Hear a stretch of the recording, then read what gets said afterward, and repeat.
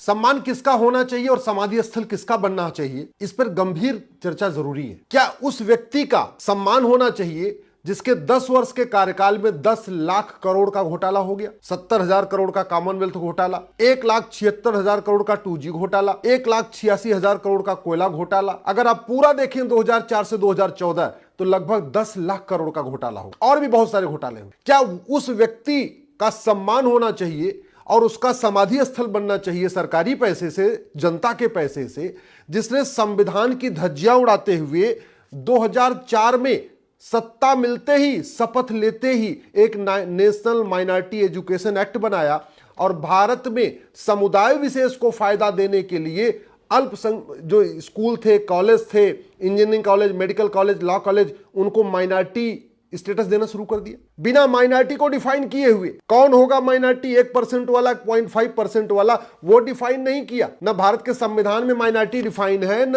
न 2004 में कानून बनाते समय माइनॉरिटी को डिफाइन किया गया। इसके बावजूद सारी यूनिवर्सिटीज को, कॉलेजेस को, engineering college, medical college, law college को माइनॉरिटी का स्टेटस देना शुरू कर दिया। क्या उस व्यक्ति को सम्मान मिलना चाहिए जिसने पहली बार एक समुदाय विशेष को फायदा पहुंचाने के लिए भारत में माइनॉरिटी अफेयर मिनिस्ट्री की शुरुआत किया? पहली बार भारत में माइनॉरिटी अफेयर मिनिस्ट्री 2006 में बनी है। उसके पहले तक केवल सोशल जस्टिस मिनिस्ट्री हुआ करती थी, जिसको कहते थे सामाजिक न्याय मंत्रालय। सभी गरीबों का कल्याण उसी के जरिए होता था। लेकिन 2006 में पहली बार के रहमान खान साहब को अल्पसंख्यक कल्याण मंत्री बनाया गया, और अल्पसंख्यक कौन होगा किसी को नहीं पता, और यह काम किया गया था केवल तुष्टीकरण करने के लिए। क्या वो व्यक्ति सम्मान का अधिकारी है जिसने कहा था कि भारत के संसाधनों पे पहला हक एक समुदाय विशेष का है? क्या वो व्यक्ति सम्मान का अधिकारी है जिसने 2010 में विदेशी फंडिंग कराने के लिए FCRA कानून बनाया? ये जो FCRA कानून 2010 में बनाया गया था, केवल और केवल भारत विरोधी माओवादियों,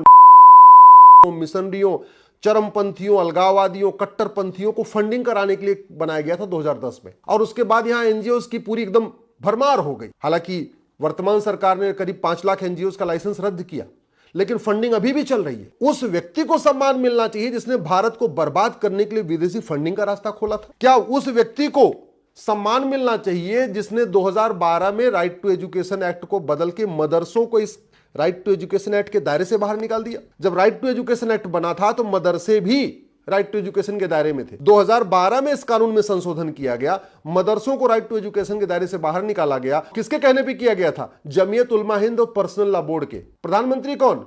मनमोहन सिंह जी। क्या उनका सम्मान होना चाहिए? बिल्कुल संविधान विरोधी कानून। क्या उस व्यक्ति का सम्मान होना चाहिए जिसने 2013 में जाते जाते वक्फ पैक्ट को बदला, और बदल के इसमें इतनी पावर दे दिया कि वक्फ बोर्ड जहां चाहे हाथ रख दे वो जमीन वक्फ की? लैंड करने के लिए इससे बड़ा घटिया कोई कानून ही नहीं है। और 2013 में मनमोहन सिंह जी के द्वारा किए गए इस अमेंडमेंट के कारण ही वक्फ बोर्ड 1,500 साल पुराने गांव पे कब्जा करना शुरू कर देता है। 1,500 साल पुराने मंदिरों को कहता है ये भी वक्फ प्रॉपर्टी है।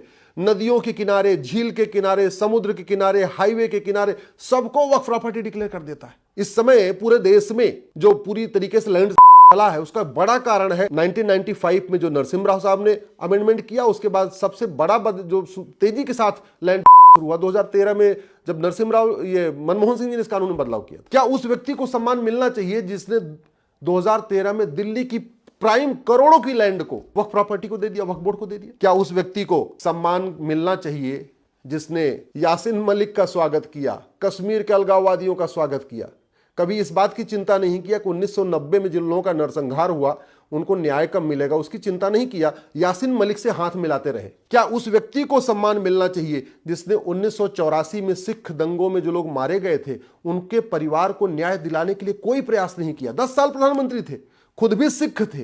पूरे देश में 1984 में सिखों का नरसंहार हुआ था, लेकिन केवल प्रधानमंत्री बने रहने के लिए कभी उन्होंने सिख नरसंहार में सजा दिलाने का कोई प्रयास नहीं किया। भारत का सबसे खतरनाक कानून जो बना नहीं बच गया वो था कम्युनल वायलेंस बिल, और उस बिल को ड्राफ्ट किसके कार्यकाल में ड्राफ्ट हुआ था? मनमोहन सिंह जी के। लेकिन चूंकि सोनिया जी उस बिल को ड्राफ्ट करवा रही थी, सत्ता में रहना जरूरी था, प्रधानमंत्री पद पे बने रहना जरूरी था, इसलिए मनमोहन सिंह ने कभी उसका विरोध नहीं किया। हाँ, उल्टा भारत के संसाधनों पे पहला हक, चाहे वो मुंबई दंगा हुआ हो, मुंबई में कसाब आता है, या और भी ऐसी घटनाएं हैं, कभी आपने मनमोहन सिंह जी ने तुष्टीकरण के खिलाफ कुछ बोला?